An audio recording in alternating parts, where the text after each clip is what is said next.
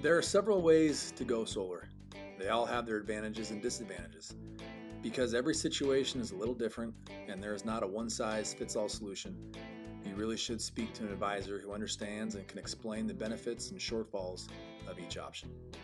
A power purchase agreement, or PPA, is where you continue to purchase power but at a rate cheaper than the utility company and with less than the average annual rate increase.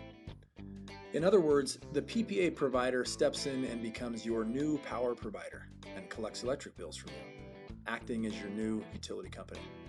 The rates can vary but are almost always cheaper than your traditional utility company's lowest tiered rate. And the escalator is also fixed at a rate typically half of your current power company's rate increases. Occasionally, a plan with no escalator is available, but it is then traded off for a higher per kilowatt rate. There is also typically little to no upfront costs, such as permitting, installation, activation, down payments, etc.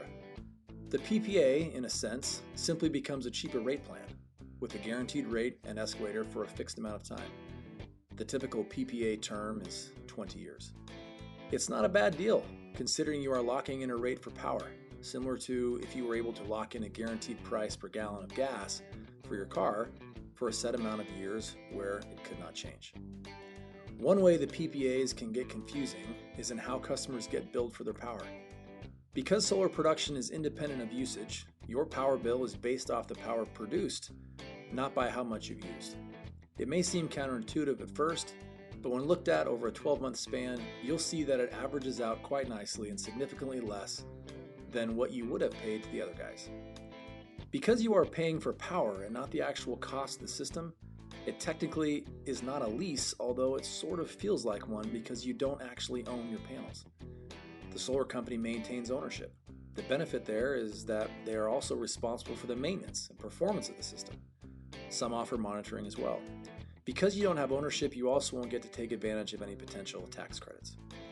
One area of concern is the liability and the ability to transfer in the event of selling your home. Make sure the PPA being offered does not place a lien on your house, and see if there will be credit requirements for the new owners to pick up the PPA. Otherwise, you may end up finding yourself having to buy out of it. Home sales with PPAs attached are fairly commonplace, and typically is as simple as changing the utility into a new name. Furthermore, it should be seen as a benefit to the buyer, seeing as they're getting a house with reduced rates for electricity.